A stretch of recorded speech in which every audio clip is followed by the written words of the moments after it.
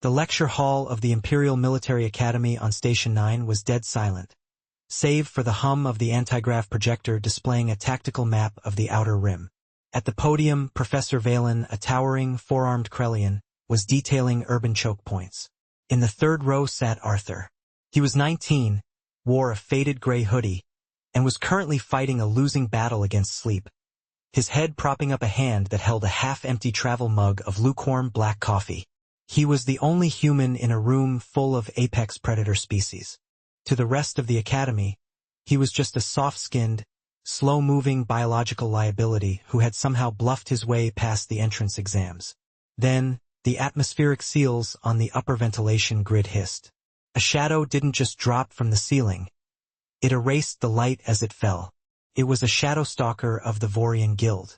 8 feet of chitinous, cloaked lethality, equipped with dual monomolecular wrist blades that could slice through reinforced bulkhead steel. It had been hired by a rival syndicate to execute a high-ranking Vraxian prince sitting 2 seats away from Arthur.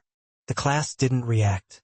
Their evolutionary senses were tuned to visual heat and bioelectric signatures, both of which the assassin's phase cloak completely masked.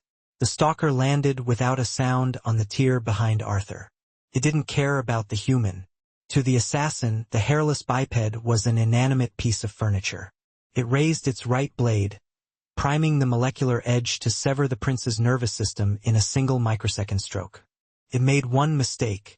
As the stalker shifted its weight to strike, its heavy, cloaked shoulder brushed against Arthur's travel mug, knocking it off the corner of the desk. The mug hit the steel deck with a sharp, hollow clatter, spilling dark, bitter coffee straight across Arthur's clean boots. Arthur's eyes snapped open. He didn't check his thermal sensors. He didn't look for a cloaking distortion. He looked at his boots, looked at the empty space on his desk where his coffee used to be, and felt a cold, primal switch flip deep inside his brain. Before the assassin's blade could begin its downward arc, Arthur didn't draw a plasma sidearm. He didn't issue a tactical warning. He reached back blindly with his left hand, caught the invisible, wrist-mounted blade housing by its raw mechanical frame, and squeezed with a grip forged on a high-gravity death world. Crack! The phase generator short-circuited in a shower of blue sparks, stripping away the invisibility cloak and revealing the 8-foot alien assassin pinned at the wrist by a teenager in a gray hoodie. The lecture hall exploded into frantic, uncoordinated panic. Princes scrambled over desks. Krellian cadets drew sidearms. Professor Valen slammed the emergency lockdown button. The stalker, stunned by the sudden disruption of its cloak, flexed its secondary mandibles and lunged forward with its free left blade, driving the razor-sharp edge straight toward Arthur's throat. Arthur didn't flinch. He didn't dodge. He simply leaned inside the blade's arc, brought his right fist up from his hip, and drove a clean, unarmored, straight right knuckle directly into the center of the assassin's primary ocular cluster. Thwack! The impact sounded like a sledgehammer striking a bag of wet cement. The stalker's central nervous system rebooted instantly.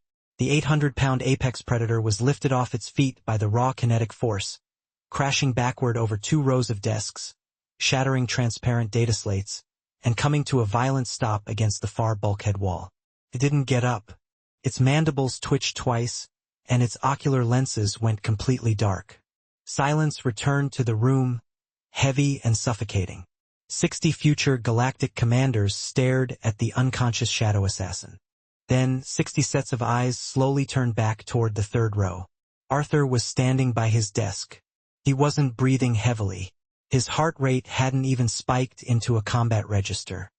He slowly reached down, picked up his dented travel mug from the floor, and looked at the wet stain on his boot. 3 credits, Arthur muttered, his voice a low, flat rasp that echoed clearly through the quiet hall. That was fresh coffee.